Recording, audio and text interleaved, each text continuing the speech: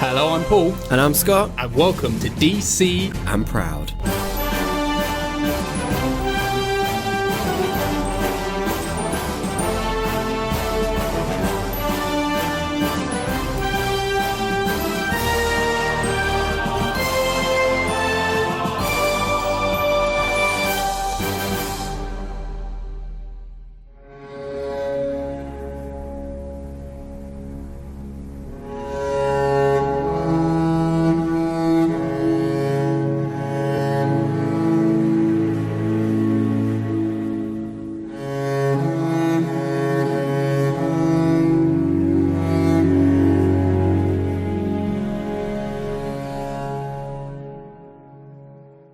Hello everyone, welcome back to the Cackles and Capes season.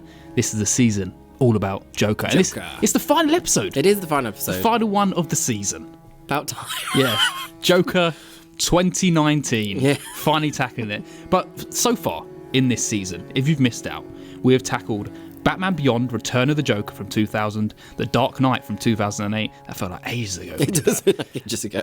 Joker Folie à Deux from 2024, Batman Under the Red Hood from 2010, and Batman The Killing Joke from 2016. But today, yes, as we said, we're tackling The Joker from 2019, directed by Todd Phillips. It has a plot description of, during the 1980s, a failed stand-up comedian is driven insane and turns to a life of crime and chaos in Gotham City while becoming an infamous psychopathic crime figure.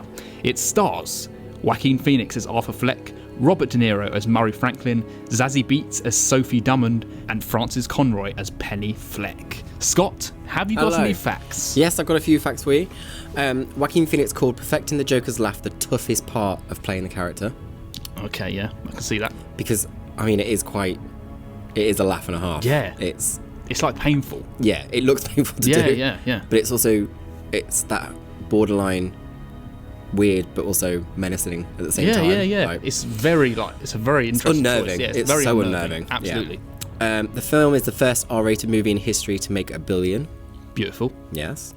I don't think Joker 2 did the same. No, I don't think it did. Arthur Fleck performs at Pogo's Comedy Club in Gotham.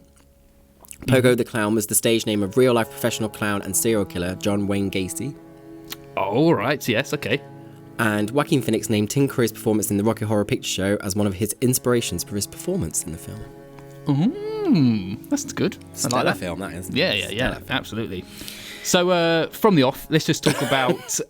history? Our history, yeah. Okay. So, if you haven't seen Joker 2, I mean... Don't blame you.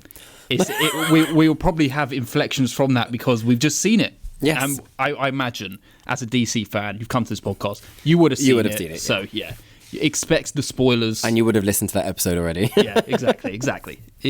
Bloody exactly. Yeah. First of all, I want to know, about your expectations for this film and what you kind of thought when all the images started coming out and what you, all the little facts and little tidbits you started learning about this film before you even saw it. So there was an ounce of excitement, I won't lie. Mm-hmm. And it was just...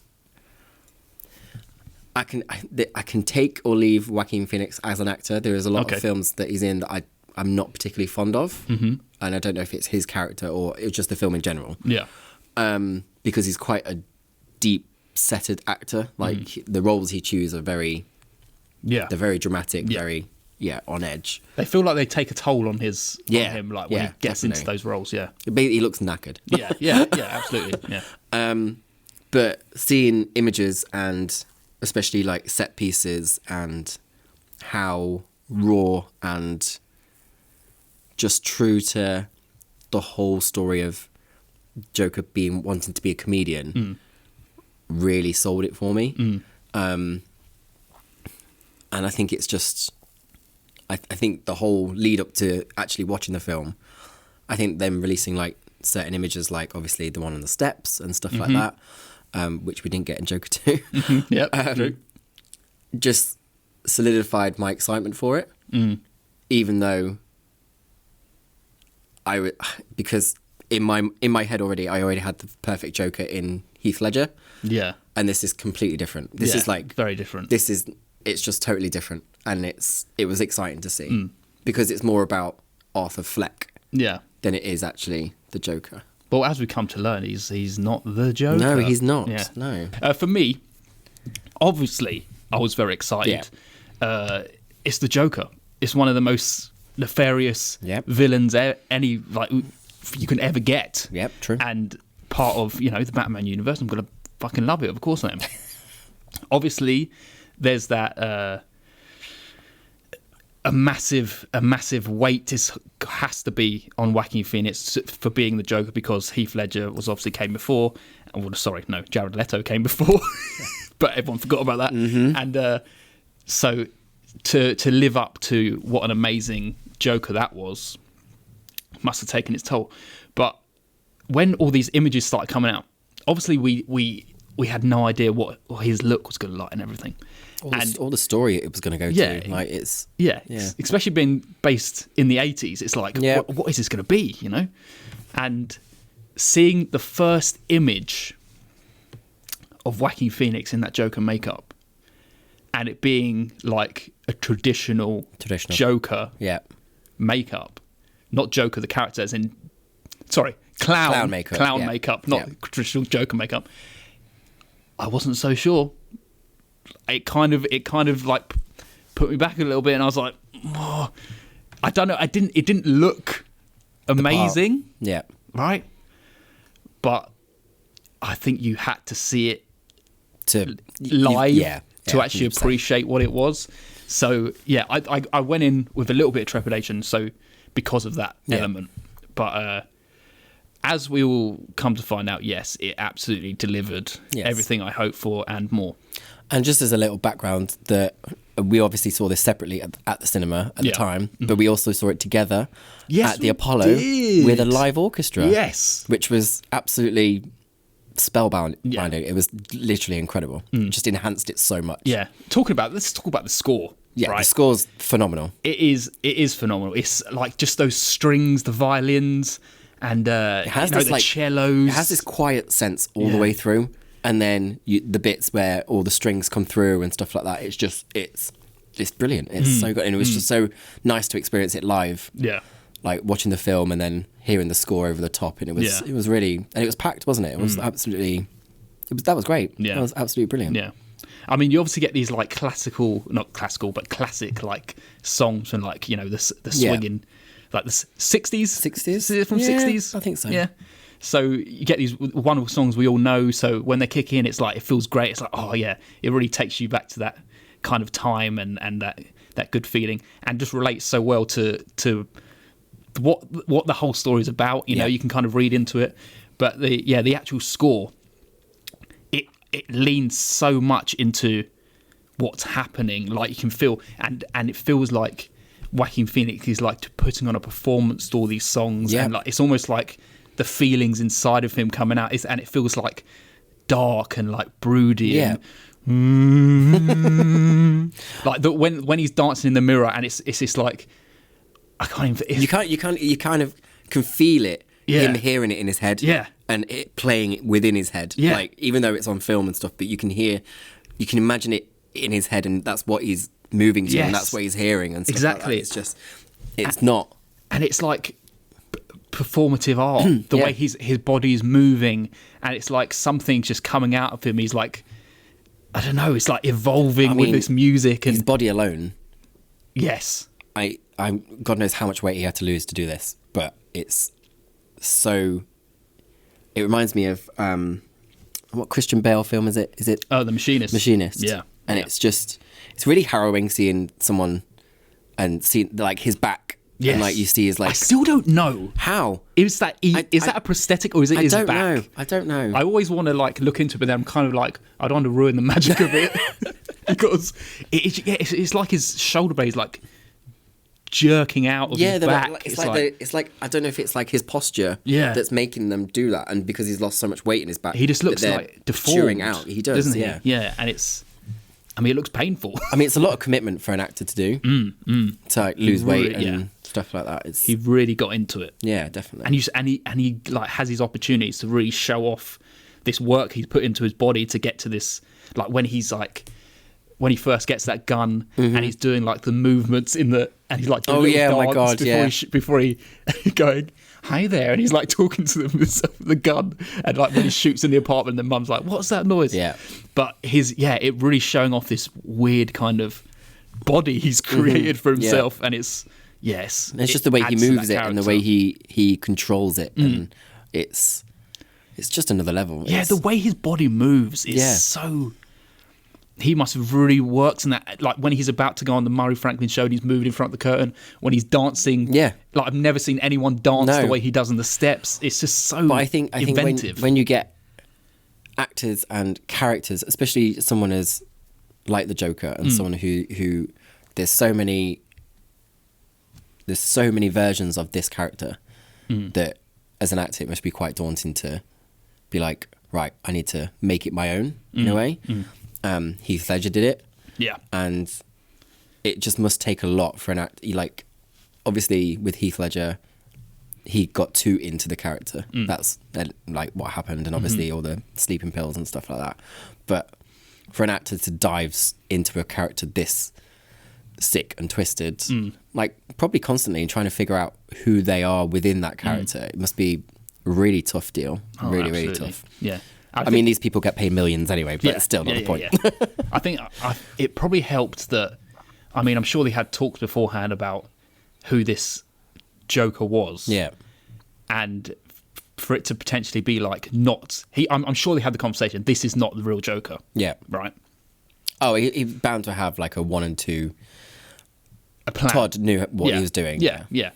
And so he almost in a way he could create his own version of what this character was, and is this like really mentally ill man, and it really highlights mental illness, and I think it puts it across in such an honest and realistic way, and I do kind of feel sorry for him in some senses. Obviously, it goes to a point where you don't feel sorry for him anymore, but it's like. I feel that he's been pushed to this. Yeah, you feel his loneliness. Yes, and like all he wants to do is make people happy. That's literally all he wants to do, and he's just pushed to the limit, and there's no way back after that. And once you find out like his history as well, that he's literally been abused. I imagine sexually abused. Yeah, I'm pretty sure they even got into that in I think Joker Folie à Deux. I think they mentioned it. There was a sexual abuse as well.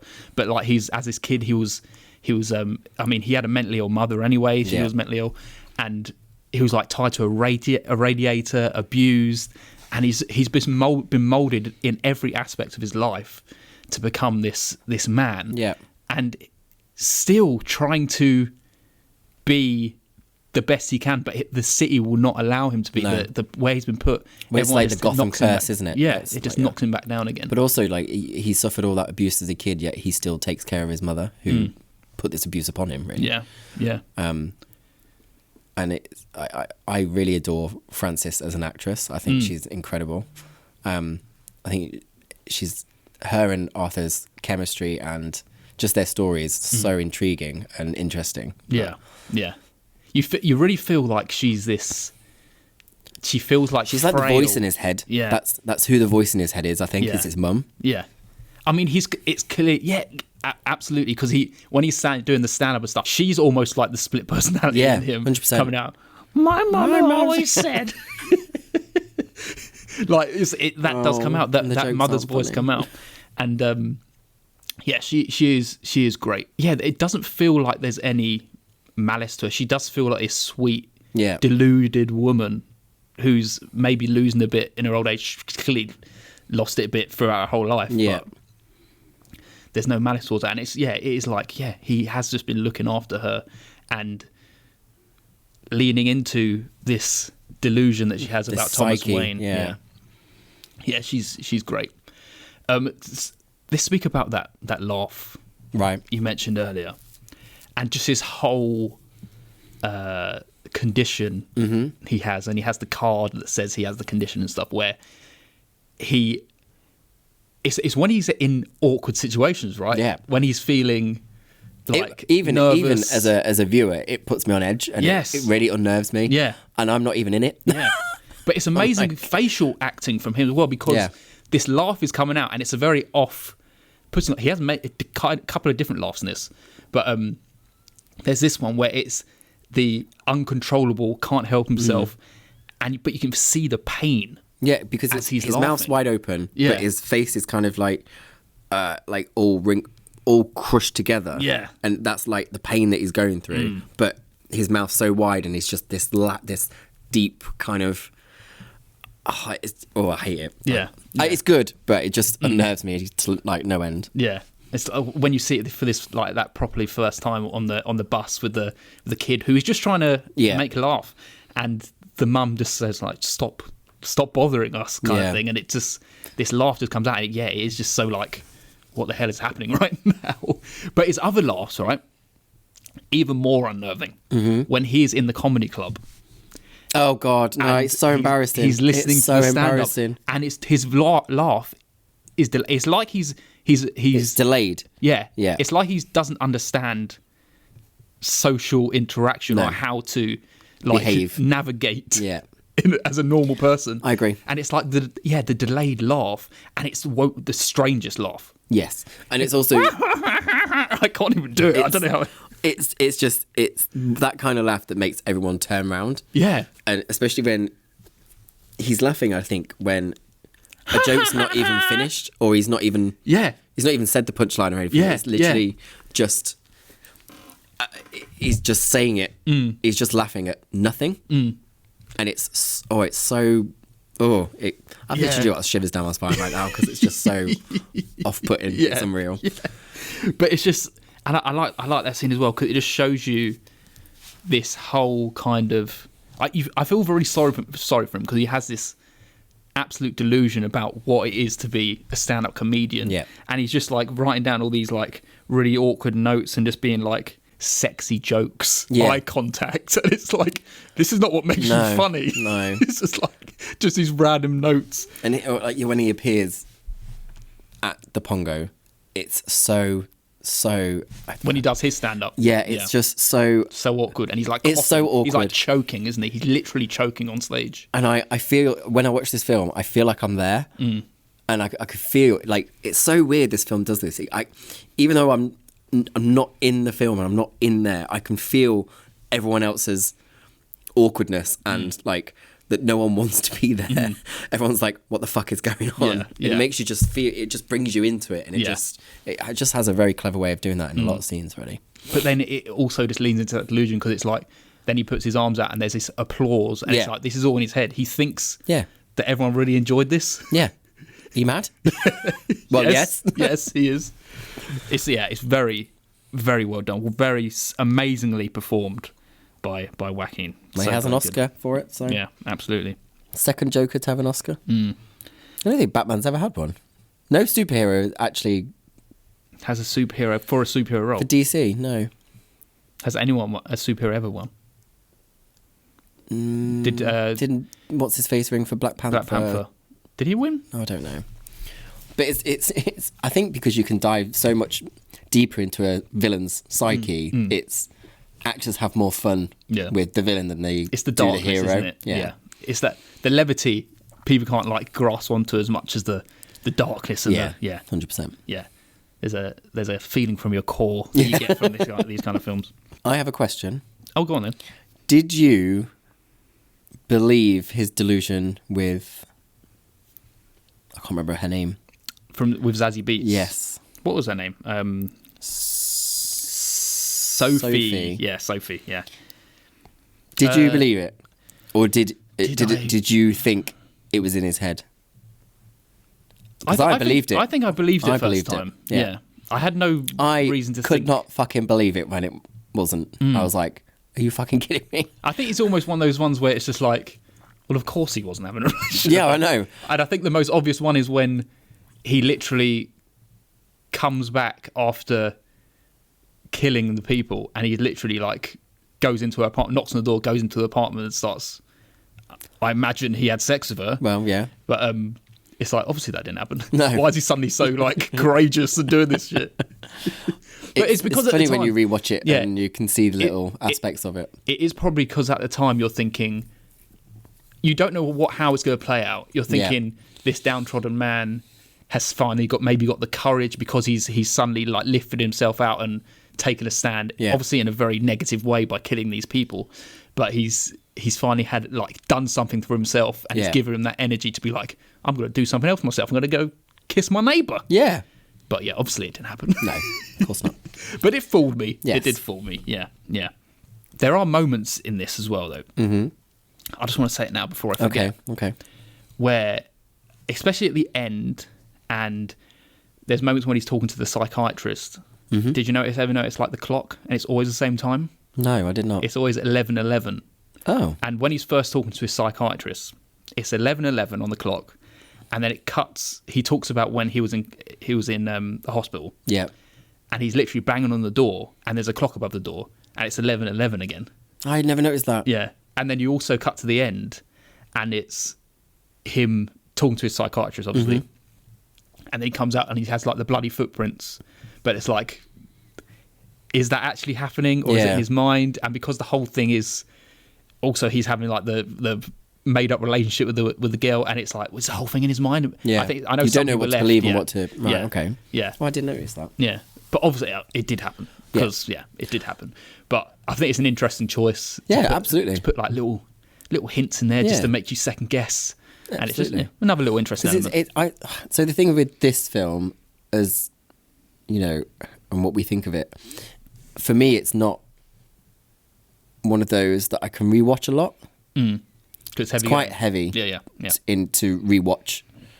So there are certain films in DC that I can just watch over and over again, like Batman v Superman: Dawn of Justice, extended cut. Yeah.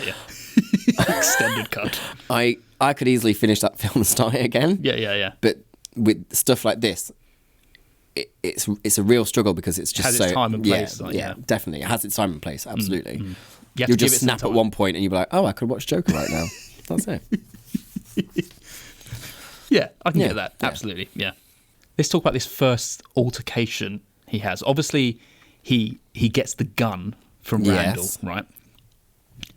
He got what's come to him. He was bullying him the whole time. Yes.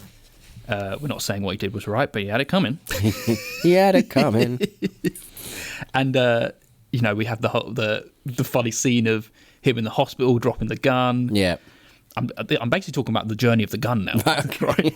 So, but we finally get to the train scene. Yes. And this is the most unnerving laugh for me. Yeah. The three men are bullying this woman on the train, and I mean, they are three pricks. Yeah, absolutely. They're the kind of characters that you like, I fucking hate you. And it feels so uncomfortable. Like she's looking over to Arthur and being like, help me. And he just can't. In a way, he did help her. Well, yeah. He took the distraction away from her, but he couldn't help it because he starts doing this laugh. Yeah. This uncontrollable laugh. And he looks so silly with his green afro. His little costume on. Yeah, and his afro. And then the attention gets drawn to him singing, Send in the Clowns. There's always music in this film. From this first one onto the second one. The less said about that, the better. Thank you. And when I saw this in the first time at the cinema, obviously I didn't expect to see it coming. I thought it was just another scene of him getting bullied and beating the shit out of. It's so fucking brutal. It is brutal. Yeah. It's like 0 to 60 in like... Yeah, 0 to 60. And the way it's shot is so incredibly effective because you see it from inside the train carriages and it's just this man holding the gun and it's like passing him through the windows and he's just chasing off this guy, but it's like he's not stopping. Yeah. He has his goal and he's going to kind of do it. And it's so unnerving and scary. It is really scary. Incredibly scary. And this was his moment, his first time of snapping. Onto that bathroom scene as well. It's just so effective. It is really effective. I like the train scene alone is really, as a viewer, quite uncomfortable to watch. Even though I mean I'm a lover of horror, I've seen a lot of brutality and stuff like that, but there's something about kind of real kind of brutality where this could happen, like every day on subways and stuff like that. But it's his snap. Yeah. It's like Whoa, hang on a Because minute. you don't see him point the gun at first. No. As well. It's just, you see the shot and the guy gets shot and it's like, oh, he just did that? Yeah. Yeah. And that's it. It's not overly gory. No, not at all. There's blood, but it's the fact, it's literally the madness taking over him. And this is not you in can his see it in mind. his eyes. He's snapped, yeah. Yeah. And I feel like music in this film, especially that score, the violin and the cellos, that's almost like the madness that's overtaking him. Yeah. And that's why he's in this bathroom. Building and building. Yeah, and he's just like, he's going with it. He's going with the madness. Yeah. And like his body he's kind of like letting him, carrying him away. Yeah. It's taking him to a new place. Yeah. That kind of like... Amazing. Yeah. So incredible. good. It's But so even bloody after good. like one of the guys dies, I don't know why they still both try and... It's like, this guy's clearly a nutter. Get the fuck away. Yeah. But no, these arseholes have to try and do one over, but Yeah. they all suffer, so... Scumbags. They are scumbags. Yeah. And then, so this basically incites this kind of uprising in Gotham. So let's talk about Gotham for a little bit. Mm-hmm. It just feels like New York. right? does. Yeah. I think that's because it is. Yeah. It's just New York. And but there's this anti-rich kind of sentiment. And Thomas Wayne, man, what a prick! He's such He's a a prick in prick. this film, absolute prick. And He's not as nice as everyone makes out to be, is he? Yeah. No. And he kind of helps this movement happen because he literally talks about the lower class as being like clowns. Yeah. And it's like, are you actually like, Yeah. don't you want to be mayor? It's Wow. like, you don't want these people to vote for you. And it's, yeah. Yeah, well, he wants the rich to vote for him. Yeah, which exactly. Yeah. Obviously will. Yeah. And he almost incites these people to, it's almost like a Batman thing. Yeah. It's like they're talking about, hiding behind a mask. And it's the opposite side of that coin Yeah. of what Batman does. And Well, Batman's only a babe. yeah, and he's like cutting the funding for all the psychiatric help in the city, and yeah, it's absolute. Because that's going to help. Yeah, you can see why these people Or at the edge. there's an uprising Yeah. coming, yeah, but they need a symbol, Well, they do, and oh God. yeah, and they see this clown figure as a symbol, and not realizing this is not the symbol you want, man. No. This is a mentally ill man just snapping. This is just There's no thought behind it. There's no plan. There's no plan in his head of like, oh, I can do this, and this. Exactly. It'll get me this, and this. I mean, he even says it on the Murray show. He's just like, do I look like one of those guys who would start a movement? He's just someone who's been stepped over and nobody notices him. And it's like, he's not some kind of idol that everyone should be looking up to. No. It's like, He's a fucking psycho. he's a false idol. And the people just start following him. What can you do? I do like the idea of the Murray show. I think, shows like that still exist today. So that whole like talk show, mainly in America. Obviously, we don't do that stuff over here. Yeah. But and Robert De Niro's so well cast for it as well. Yeah. Because he has this sarcasm that Sarcastic charm. but he's kind of taking the piss out of Arthur Fleck. But Arthur doesn't understand that. Yeah. But all this live audience does. And that makes it harsher and crueler. Yeah. And he's just smiling all the way through it. Yeah. And There's a Robert moment- De Niro did really well. There is a moment where he bloody does realise because he was like, "You were making fun of me, Murray." He does realise it, but yeah, he's almost taken him on as a father figure. Yeah. He's like, he has this delusion of being in the audience. He's always wanted to be on the Murray Show. Yeah, That's what yeah. it's like a goal, isn't Yeah. it? Like the stand-up comedy thing where he's at the club and stuff is his first step, but the Murray Show is like the token where I need to be, where I want to be. But it's all, you could almost take it as like, there's this man who he's always watched with his mother. Yeah. And it's like his comfort, and he sees Through his trauma. He almost sees it as like an inspiration as well, because Murray, he almost is like a stand-up comedian, what he's doing, delivering on the show, and he always wants to embody what Murray's doing. But I think he uses as a kid or whenever he watched it, I think he used it as an escapism from his actual life. Yeah. Or his actual psychological feelings and thoughts and stuff like that. I think it was a way for him to escape and see something completely different and want to be a part of that. Yeah. And then obviously he's dragged back into the actual world that he lives in. And I think it leads into that with that kind of dream delusion he has where Murray is going to get him up on stage and be like, I've always wanted a son, you know, you're exactly what I want in a son. And this is like, nah, this is not how life works, Arthur. No. Before we move on to the whole Murray thing, I don't want to get too deep into the ending. Go for it. I think it's really interesting as well. I mean, I guess we can assume it was real all along, but this whole letter from Thomas Wayne about him being the father. Yeah, about Thomas Wayne being the father, and apparently, you know, in the records it was all a delusion. So but at the end you see the picture and it's signed from Thomas Wayne, right? Yeah. So he actually is Bruce Wayne's half brother. Is he though? That's the thing. It's never confirmed. No, but and it also says that he was adopted, right? Yeah, true.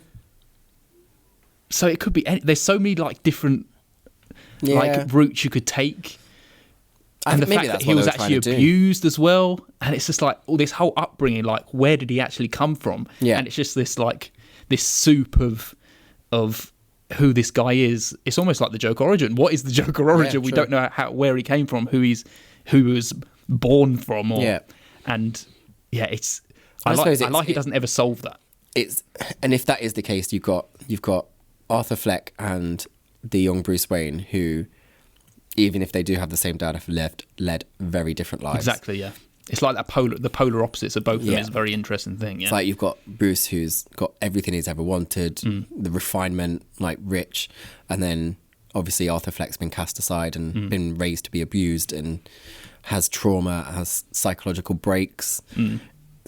That's how you make a villain. That's how you do it. Yeah, and I think that's very interesting as well, because cutting to the end where he's saying, "I just thought of a funny joke," and it's literally because he's left Bruce, his potential half brother, without parents. He's taken what he never had away. Yeah, he never had that upbringing, so it's like, look, have a bit of taste of what I've had for my life. And it's a very interesting way to finish the film. It is very interesting. I mean, if you're a superhero, your parents dying is always going to come around. Yeah. You're destined to be a superhero. One other thing as well, just on the Bruce Wayne thing, I think it was quite funny. You notice that Bruce is playing on like a playset as he sees. Yeah. It's like an outside like playset, and as he sees Arthur coming towards the gates, he slides down a pole, like Adam West. Never noticed that before. Although I did notice that this playset is fucking miles away from the house. Yeah. I'm like, what the fuck? And also, I'm not walking all the way down there to go and play on swings there. Yeah. You have loads of money as well. Make it better than this little metal thing. Exactly. Make a massive fort, Tim. Alfred, I need a lift to the playset, please. So this leads on to another thing that kind of pushes him in the other direction, because he finally has this altercation with Thomas Wayne, gets punched by Thomas Wayne. He does. And it leads him on to basically killing his mum. He basically leads him on to killing his mum, which is, I know, it felt almost inevitable that it was coming. And this is the moment where he totally gives into this Joker that is forming in his brain, this alter kind of ego, and that was the final straw, I think. Yeah. Killing his mum was it. He smothers her with a pillow, doesn't he? Yeah. It all comes out that he, not just him, but obviously him and Penny were abused by the boyfriend and stuff like that. But obviously, I think Penny should have, taken them away, but she just kind of let it happen. Almost, and also fixated on Thomas Wayne, that person who never wanted him. He's like in a constant circle of abuse from every angle, and then getting to the point where he finds these documents that maybe he's adopted, maybe Thomas Wayne's his father. Either way, it feels like he just unwanted, and like cast aside, abused, because this is where we find out that the relationship with Sophie's not real. That's when he enters the apartment. Yeah, he finds and out. then he suffocates. He goes back to the hospital and suffocates his Yes. mother with a pillow. Then, doesn't he? Yeah. And the line that he says as he suffocates, I used to think my life was a comedy, but it's a fucking tragedy. And then death kills her. It's everything he's feeling inside his head at that point, and it's just. And I feel like he feels like doing this as a way to release him from that trauma. And it kind of does, really, because then he just goes crazy. But it's also interesting that he finds that picture afterwards, doesn't he? After he's killed his mum, he finds that picture of like Thomas Wayne with a little kiss, and it's like, was it? No, it's TW. TW. It says TW with a kiss, and it's like, shit. Oh, there's that doubt there. Shit. Doubt. I've just killed my mother. I like the doubt. There's always going to be that doubt, which is great. So this lead on to this massive The Murray end. Show. He gets the call from the Murray Show. Once again, feeling like, is this actually happening? Yeah. Is this actually happening? But at this moment, we know that Robert De Niro's just taken the piss out of him. Murray's taken the piss out of him live on TV. But he wants to be known as the Joker now, doesn't he? Yeah. He that's how he wanted to be announced. Yeah, he's leaning into this whole craziness that's just bubbling up inside of him. And again, it's an uncomfortable watch. it also feels so weird. awkward. It also feels like this is another moment where it's like, what is happening? Is this actually happening? Because he, just before he gets the call, he goes and gets inside the fridge. Yeah. And shuts the door. And it's like, those kind of fridges don't open. No, from the inside. From the inside. So he would be dead. He'd be suffocated. So it's like, it's constantly like putting these little kind of nuggets of doubt of whether anything is actually happening, or is this all a delusion? Yeah. I like that. It makes it very Keeps interesting. you on your toes. Yeah, exactly.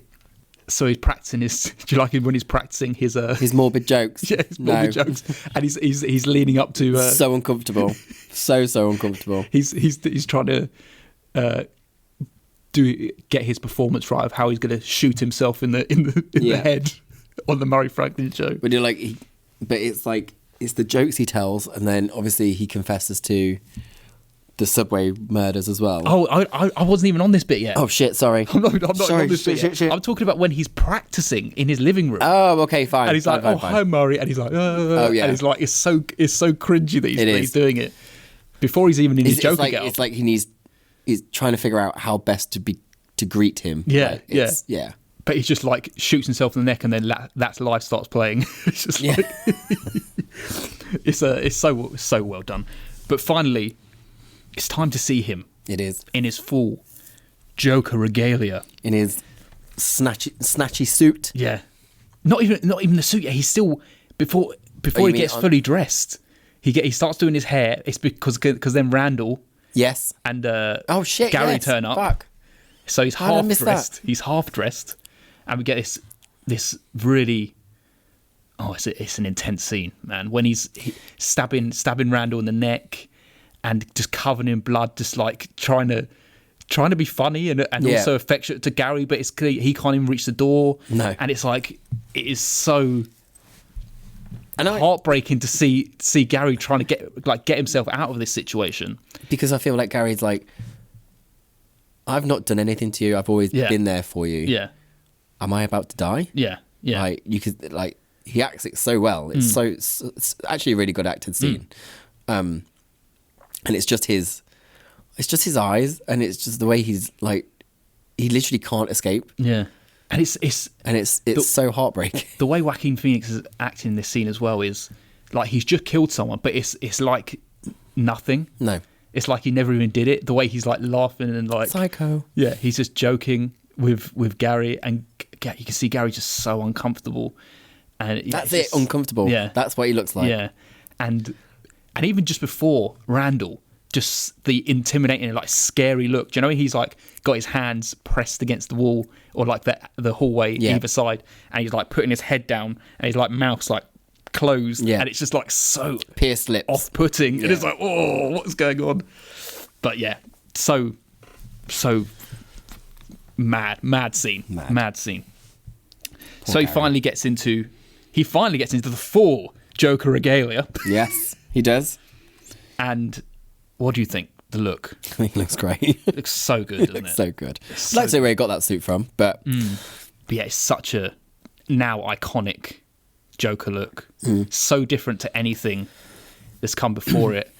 And just striking. It totally, as soon as I saw it, I was like, my expectations of it not being as good as it was going to actually It's just be. gone. Just gone. It's like, Overdrive. so fucking cool as fuck. And smoking a cigarette while doing it.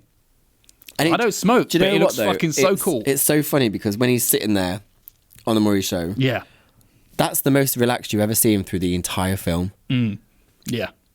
It's His like, body drops and it's like his shoulders relaxed and he's just is where he wanted to be. That's like, you know, like when I said like he wants to be on the Murray show, he wants to be Murray, he wants to be around this. He's actually there, and the way he just sinks into the chair, and it is like a cockiness / confidence that he's never had before. Yeah. And it is sitting there with his legs crossed, like leaned back, chill out, cigarette in his hand, and it's like, wow, he's arrived. It's Fuck. all, and it's like the calm before the storm. It like is. you say, I've heard things about like this from serial killers, like documentations and stuff, where it's like there's this calmness to them because they know What's about to happen. It's like they're finally relaxed and at peace with this is going to happen. Yeah. Whatever his plan was, I honestly think that his plan was to kill himself on the show. Yeah. But then someone got angered. Yeah. And, yeah. Because Murray was interrogating him and like leaning into like, this is, you're doing this. Yeah. It's not the city, you're doing. Absolutely true, Murray. It is actually him. It's not the city that's made you kill these people. No, you've done it you've yourself. done it, Yeah. It's just so well orchestrated, this calmness and cockiness. And we haven't even spoken about him being chased by the police and the whole dancing on the stairs, but he's totally changed. There's a change that's happened in him, and he's ready for whatever's about to come, whether that be killing himself or the next step of his life. Really. Yeah, killing Murray Franklin. And that dance on the steps is iconic. Fantastic. Yeah. So that leg kick and just and you get the slow version, as I said before, the curtains open. He comes on the Murray Franklin show, and then he comes out and he's like dancing and spinning and like kissing the woman on the stage, and yet the whole performance is fucking perfection, like perfect cinema, and also just so unnerving. Yeah, and so I know because it's like, who is this guy? Like, what the fuck is about to happen? Yeah. Because I could even though the score's so low, something's about to go down. And I know it's absolutely. And just to see this unraveling of him on the stage as well, when he's like telling these really morbid jokes, and then just they're awful. As you said earlier, as you said earlier, like confessing to the murders, and all the time you could see Murray like, the fuck? Yeah, and his producer's like, cut, get off this. Yeah, go, but Murray's like, this is my TV gold moment. This is about to make me. Yes, it is. Yeah, it's about to make you dead. But how did you feel when this happened in the cinema? Because did you see it coming? No, I don't think I saw it coming either. I want to say that I thought I knew he was going to snap, but not in that way. Yeah, I knew something was coming, but I did not see him shooting Robert De Niro. Like, I was like, shit, what the fuck? Man, it's just nuts. It's like, it's a great twist. What's the line? What do you get when you cross a mentally ill loner with a society that abandons him and treats him like trash? You get what you fucking deserve. And the directness, the instantness of that outstretched arm with the gun, and Robert De Niro's head just like falling backwards. Yeah. It's like the execution, literal execution of that is incredible. It's ballsy, but then he just sits there. Yeah. While chaos around him is ensuing. Yeah. Like, the audience are running and, like, everyone's on the stage and they're running away. Yeah. But he's just taking it all in. Yeah. He's literally just sitting there. And it is that calmness that he's found, that calmness and confidence that he's like, I'm doing this. Exactly. And this is also where I feel like this was not his plan. I think it's something that just happened in the moment that he wasn't expecting, because he does have that kind of, he's sitting there. I just think he was pushed to it. And he has this awkwardness, right? Do you know when he stands up and he's like, doesn't know what to do with himself? Yeah. He feels like he doesn't know what to do with his own body, and he does that little dance for a couple of seconds, and then he's like, and then just walks towards the camera, and it's just like, it's so well played. It is. Because it's very well played. It just shows you a man who's just snapped, and then he's just like, okay, what do I do now? Yep. This wasn't planned, it's just happened, where everyone takes this as a man who's had this plan and went on there to execute Murray, where it's the opposite of that. It is a man who just snapped. It was a man who's so mentally ill that he was literally about to kill himself. Yeah. And the plan changed last minute.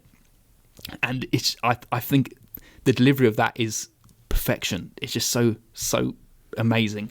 Leading on to him in the police car, with giving a feeling of Heath Ledger in the police car. He's obviously not got his head out the window, but just leaning against the window. It is the same. Yeah, seeing the chaos he's caused creating. outside. And then is it like the police car gets hit by an ambulance, doesn't it? Yes. Yeah, that's it. And the song that's playing as well is such a great song. In the white room with black velvet. Great fucking song, because it kind of leans into that chaos, and like the energy is like erratic. It's just great. Yeah, but the ambulance crashes into him, and people literally lifting him up like he's some kind of god. Yeah, a hero, and he's just like, what's going on? What's on? happening? But I'm kind of leaning into it. And then, I wanted to be seen, and I'm finally seen. And while all this is occurring, we get the infamous murder of Thomas and Martha Wayne. Yeah. So it's like not the best Batman origin we've ever seen. Absolutely not. That's Batman v Superman: Dawn of Justice. I agree. But it's what he's created that has murdered these people. Yeah. So it's this uprising and this giving the poorer people their chance to rise, which is what they do in The Dark Knight Rises, actually. Like the poor take over the rich and stuff like that. And I think the lower class, the killing of Thomas and Martha Wayne, who are the epitome of rich and higher class, this is the consequence of his actions. Yeah, absolutely. I remember being quite not disappointed, I don't know what the word is, but finding out that Thomas was not that nice a guy. Feeling like, oh, because I wanted him to be like really nice and a good father. Do you know how he's such a nice guy in Batman? Yeah, Batman Begins. Yeah, and it's like to why do we fall, Bruce? Yeah, to feel like he's a bit of a dickhead is like, oh. But I mean, of course he is. He's a fucking rich fucker. Well, yeah, true. It makes sense. And the blood. Yeah. The blood. In the shape of a smile. Fantastic. Yeah, iconography, really amazing. Just a great way to kind of end and lean into that chaos that's been created, that true Joker look with the smile. Did I speak about this before, that the ending was actually supposed to be him cutting his face? No. It was apparently... I think you spoke about this in Joker 2. I might have done, yeah. It was supposed to be him cutting his face open and basically becoming the Heath Ledger Joker. Right. But then Christopher Nolan, who was still part of Warner Brothers at that time, was said, no, you're not fucking doing that. No, absolutely You're not making him into my Joker. No. And it's like, I feel like it's almost cornered Todd Phillips into a better ending. Right. And I'm so glad that Nolan was there to kind of change that. Absolutely not. Change the game. Which so we get the ending in Arkham, don't we? Yeah. So, and then to cap it all off, we finally get, as I said, the scene back in the prison where he starts singing "That's Life." Yep. And saying, I just thought of a joke and about the whole Wayne family murder. Yep. And he's got it ends with his blood walking out with the blood prints. And what did you think of the blood footprints? I assumed he'd just. Do you feel like do you assume that he's murdered his psychiatrist? Yes. See, but knowing what Arthur Fleck actually is, especially in Folio Due, it's not something he would do. No. True. Very true. So I feel like it's just him, another delusion of his, or maybe just like a metaphor for what this guy is. He's got blood. He's got blood on his not his feet. hands. His blood on his feet. Blood on his feet now. I think it just leans to that, because I don't feel like he would murder the site. I don't feel like that's in his nature. Yeah. He gets pushed to these things. Yeah. And I mean, unless the psychiatrist pushed him. Maybe we didn't see it. But the actual ending is him obviously running back like Looney Tunes. Yeah. Back and forth, getting chased by the guards. Which ends Joker 2019. And Scotty. Yes. Can I have a question first? Go on. Has Joker 2 put any dampener or darkness on this? No. Okay, good. It's almost kind of just solidified exactly what I thought what was happening in this film. The fact that, he's this false idol for all these people, and Gotham had this uprising for the very wrong reason, that they think this man is a hero to whatever cause they think they're fighting for. And so it never did. Good. Just Good. Me neither. I mean, I have said to myself that when Joker 2 comes out on Now TV, I'm going to try it again. Because you need to watch the 20 minutes you missed. Yes. Don't think I'll add that much. Just to give it another go. Yeah. Yeah. I want to hear your final thoughts and your rating of Joker 2019. Okay. Sorry. This is an exceptional, well written, directed. The acting is off the charts. Everyone's a key player, and the acting is through the roof. Joaquin Phoenix is forced to be reckoned with. If this wasn't tied to the Joker, if it was something else, I'm not sure if I'd enjoy it as much. That's an interesting thing, yeah, that's true. But he does a phenomenal job with not just like acting, it's just the physicality and the character that he's created from it. So it's a stellar film. It's a 10 out of 10. So fantastic. It's like needs to be studied. Honestly, it really does. I mirror 10 out of 10. It's part of my favourite films of all time. Absolutely, I know it is. Absolutely adore it, and that's an interesting thing about whether if it was related to DC, would it be as good? We can never know that. No. But looking at the two films as a whole, I would say that all the actual Batman elements, other than him being a Joker, to think of him maybe as a man, he was a clown, a man who dressed up as a clown, right? And he calls himself Joker. All the actual DC or Batman related elements are the weakest part of these films. So, like, the shooting of Thomas and Martha Wayne. Didn't need it. You don't need it. You don't need it. Yeah, it's a nice addition at the end, but you don't need it. We already know that happens. It happens in every bloody film. Yeah, of course. Don't need and that's really the only, other than going to see Bruce Wayne, that could be anyone. It could just be his half brother. Yeah. Right. It doesn't. It just needs to be a rich family. Going into Joker Folie à Deux, the Two-Face bit. Yep. Showing Harvey Dent.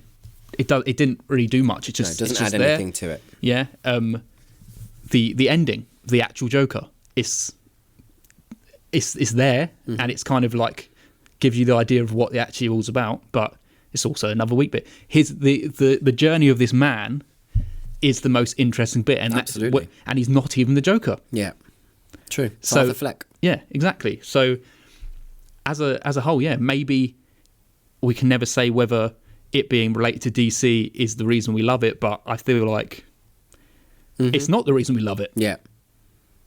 Yeah, I agree. Because it isn't. So, but yeah, 10 out of absolutely bloody 10. I 10 adore out of it. Psychotic 10. Yes, I adore it. So that's a straight 10 out of 10, and there's 3 films on a 10 out of 10. It's going to at least be our 4th film of all time. Right. It's first got to contend with Batman Begins. Oh,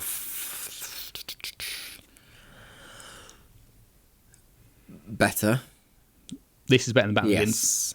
I agree. Because of it's powerful and the acting is just off the charts. Don't get me wrong, I love Batman Begins. Yeah, we both give it 10 out of 10. Yeah. It's now going up against Batman vs Superman: Dawn of No. Justice. It doesn't beat it. No. It's our new number 3 film. I knew it wouldn't get that far. It's our new number 3 film. So The Dark Knight being our number 1, Batman vs Superman: Dawn of Justice number 2, and Joker from 2019 as number 3. Yes. I'm all right with that. Yeah, good. Now, Scott. Yes. Oh, no. I need to tell you something. Oh, God. I have rewatched Joker for earlier due. Mm-hmm. You're not changing your score? I'm changing my score. You're bloody not. I'm going to. It's a new thing I'm allowing us to do. We watch a film. Oh, we're allowed to when you want to do it. Well, you have no ratings you want to change, do you? Is there anything you want to change? No. Well, I have the right. Fine. And I'm telling you right now, I watched it again for a second time with Zoe. Right. Right. And I've never been so wrong about a film. Right. I still think you are. But... Because on the second watch, it was like all the pieces went into place. And I actually saw... Is this your opinion or Zoe's? No. Zoe was like, she enjoyed it, but nothing to what I was enjoying it for the second time. Okay. And everything just fell into place. It just absolutely worked as a whole journey for me. And it's when I like all those things I said about it last time. The music not working or sounding like a bit like breathy and under like I was like, why am I really enjoying the music now? Why is everyone actually performing really well? But did you watch it straight after this one? No. Right. No. I watched this like during Christmas period. And the whole story, and even when we were saying, oh, Harley's not really used that well in this, right? She's the whole reason for this whole film. She's the one who sets him on the journey because she's leaning into this delusion. He said she's making him follow her. She is the embodiment of Gotham, thinking that he's this hero, and he's just going along with it. Oh yeah, I'm this hero to Gotham, when he's just this mentally ill man, right? And do you know we get to that bit where he's in the courtroom? Yes. And he's like puts the Joker, all these Joker suit back on, and he pretends to be like this lawyer. Oh, Gary Puddles, all that kind of stuff. It feels embarrassing, right? It's supposed to feel like that because he's this man, right? Right. Who thinks this is what he's supposed to be, and because Gotham's leaning into it so much and thinking he's this hero, he's like, oh, I'm going to embody that hero. Where at that time when he was the Joker, he was just a mentally ill man who snapped at a moment, right? Yep. And now he's just putting this performance on. It's all a charade. It's all like a pantomime because it's like, no, this is embarrassing. This is not you, Arthur. You're a mentally ill man on trial because you killed someone, right? More than one person. More than one person. And it just worked. Absolutely, completely worked for me. Don't even think about giving it a 10. I'm not giving it a 10. Okay, good. I'm giving it a 9. Oh my fucking God. The second time, I urge you to watch it again. When it's on now, I'm not paying for it. You don't pay for it. I urge you to watch it again. Now that you know, right? Now that you know what it's actually about. Yeah. And the journey it's supposed to go on with no expectations. That is half the thing on it, right? Okay. It had a massive expectation because you think you're going to watch the journey of the Joker from Batman. Okay. Right? And you're thinking, what is the chaos that him and Harley are gonna achieve, do, right? Or achieve. Yeah. And that's not what you're getting. So you know that now, right? Okay. You know that this is the inspiration for who the Joker actually is in Batman. Yep. This was the inspiration. The Joker at the end comes along and says, what are you doing? You're a false idol. You're a false idol, right? You get what you fucking deserve because he saw him as the hero of Gotham and the uprising that everyone wanted, right?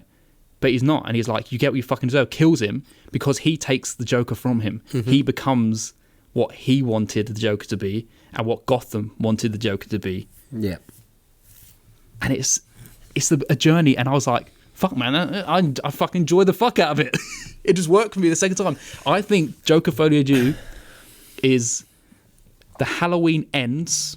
Right. Oh, okay. Of DC films. You mean most people hate it, But because a lot of people... Because it's very divided, yeah, you're right. It goes totally against everything you believe it's going to be. Yes. It's not even Michael Myers half the time, that film, is it? No. This is this film. Right. It's not the Joker.